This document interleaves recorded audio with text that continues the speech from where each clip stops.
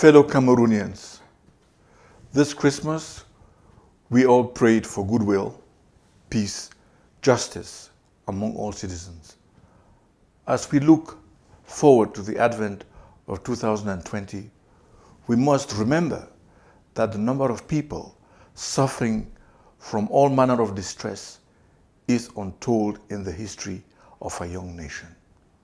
Enmity and fear should never become the forces that will guide our nation. Any policy that is driven by arrogance and oppression cannot prosper. No one, and I mean no one, can win as everyone believes they will be victorious. The savagery of Boko Haram continues to threaten the lives of the citizens of the far north region.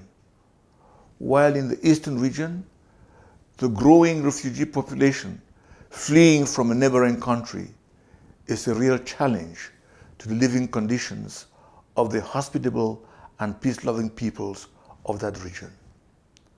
The teenage population is now almost non-existent in many villages of the northwest and southwest regions. The girls have fled to cities where they are now prey to prostitution. It is the love for this country that makes us grieve. On both sides, all believe they are fighting in good faith for a just cause, but the fact remains that this has produced untold cruelty and the most inhumane consequences.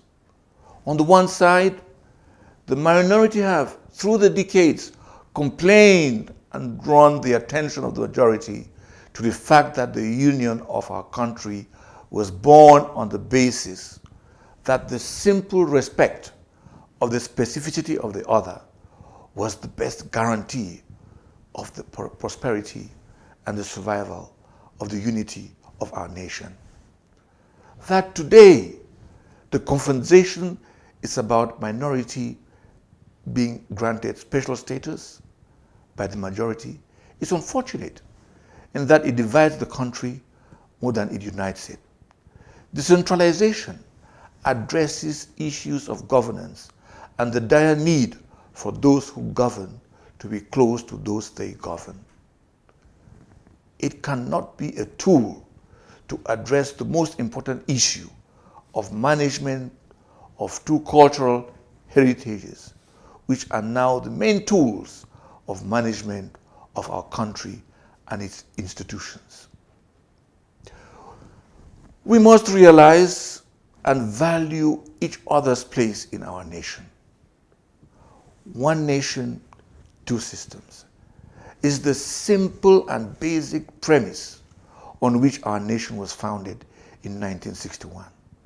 The only way we can show that we have learned from the suffering, the destruction, the wounds, the death, and the many other sacrifices is by reaffirming this principle and choosing the path to peace. The government has the most important role to play in this. There must be a dialogue that seeks to discuss the concerns of the people, not a dialogue that seeks to convince the people that the government is concerned. The people will become involved in such a process when trust is restored and all suspicions are allayed. Laws can be passed and new institutions created, but until trust is rebuilt, we will still be a country of the government, for the government, by the government. The people in such a scenario are left behind, and the same oligarchs who have captured our nation will continue to battle for succession as they seem to sense that transition is approaching. May the spirit of trust that grows with peace and joy bring us freedom and justice in 2020. Only then can we start rebuilding our nation and the bonds that some have recklessly attempted to destroy. In all of this, we must salute the awareness of the fact that our country needs fixing. Our continent, Africa, is currently going through major changes. If we want to be part of the solution to the problems facing our continent, then we must put our own house in order. Otherwise, we are sure to remain listed as part of the problems of our continent.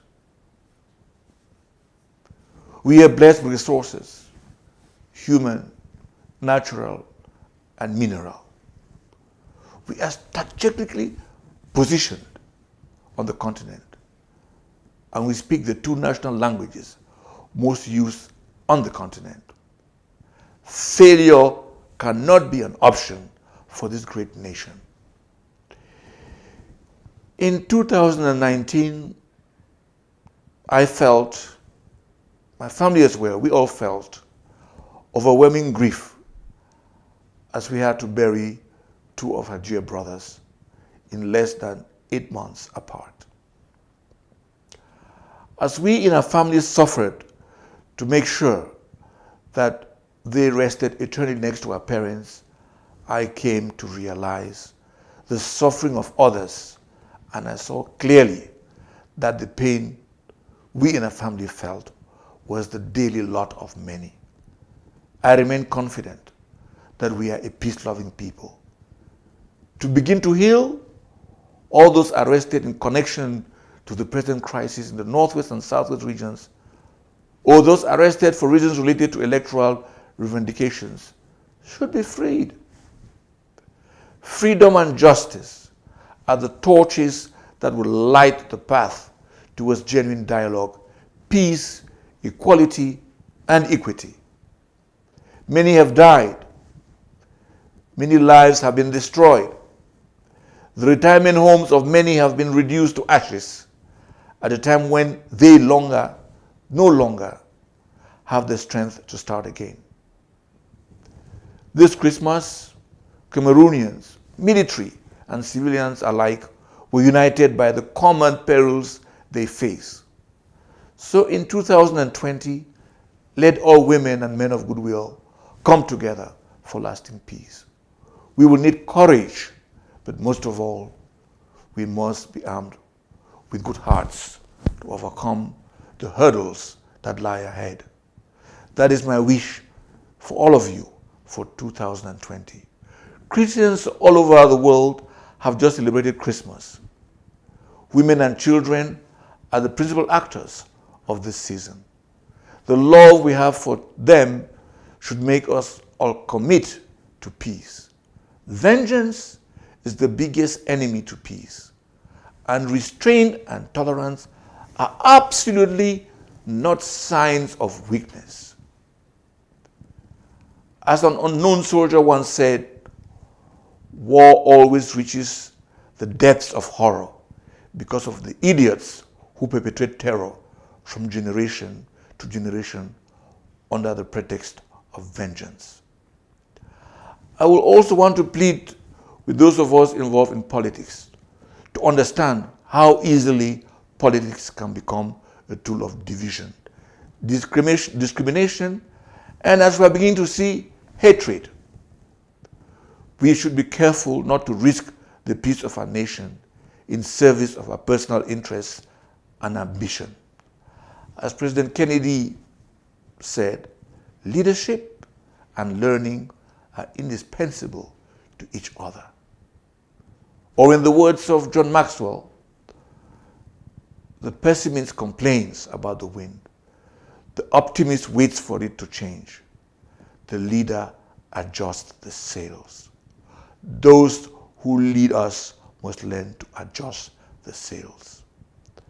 I want to assure the many fellow citizens who have contacted me in their hundreds that I will continue my quest for justice, because that is what will bring us lasting peace. We must seek for a genuine dialogue in which the rules are the same for everyone and all the ills of our country are discussed freely. To remain in denial of this necessity is to be prepared to turn our backs on peace and endanger the union and the lives and property of many innocent citizens who have suffered and sacrificed more than enough. God bless all of us. I am conscious of the fact that we cannot expect a country so grievously wounded to recover fully. But our steadfastness against the proponents of hate, discrimination, and war is what will galvanize our healing power. Happy New Year 2020.